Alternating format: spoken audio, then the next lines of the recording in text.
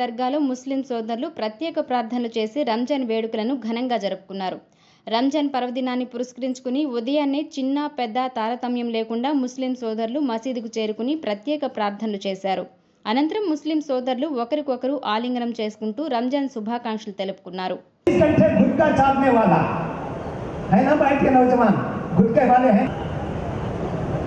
जब शहरी कर लेता है तो 14 घंटे गुटके का नाम भी नहीं लेता। ये तकवा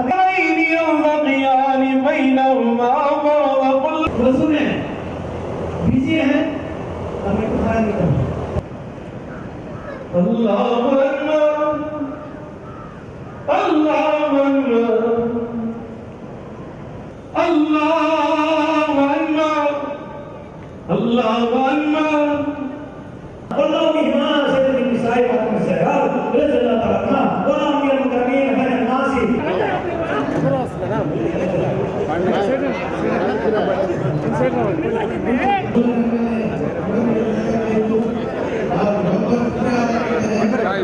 అందరికీ రంజాన్ శుభాకాంక్షలు.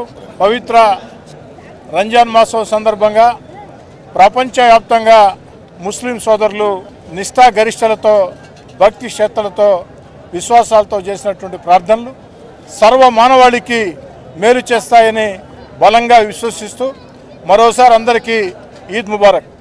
అందరికి నమస్కారం. రాష్ట్ర ప్రజలందరికీ, ముఖ్యంగా నెల్లూరు ప్రజలందరికీ రంజాన్ పండుగ శుభాకాంక్షలు.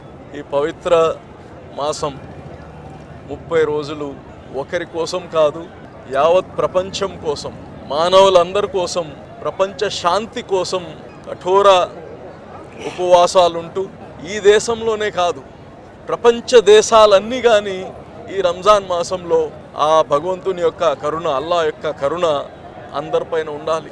ఒకరి పండగలకు ఒకరు కాంప్లిమెంట్ చేసుకునే పరిస్థితి భారతదేశంది మంది. నిన్ననే ఉగాది జరిగింది. ఎంత సంతోషంగా అందరికీ మనం కంగ్రాచ్యులేషన్స్ చెప్పాము, అందరికీ శుభాకాంక్షలు చెప్పాము. ఈరోజు రంజాన్ పండగ అందరూ మనకు శుభాకాంక్షలు చెప్తున్నారు. ఇటువంటి ఒక మంచి పరిస్థితి దేశంలో మనం ఇంకా పెంచాల్సిన అవసరం ఉంది. ఈ వక్ఫ్ బిల్ కానీ చంద్రబాబు నాయుడు గారితో మాట్లాడున్నాము. ఒక మాట అయితే నేను ఖచ్చితంగా చెప్తాను, ఆంధ్ర రాష్ట్రంలో ఉండే ప్రజలకి, ఆంధ్ర రాష్ట్రంలో ఉండే ముస్లిం సోదరులకి ఈగ కానీ వాళ్ళనికుండా చూసే బాధ్యత తెలుగుదేశం పార్టీ తీసుకుంటుంది. అలాగనే చంద్రబాబు గారు ఖచ్చితంగా ముస్లిమ్స్ పైన ఆ ప్రేమ, ఆ అభిమానం, వాళ్ళని ప్రొటెక్ట్ చేసుకునే బాధ్యత చంద్రబాబు గారు తీసుకుంటారు. అమెండ్మెంట్స్ అన్నీ కానీ పూర్తిగా బయటికి రాలేదు.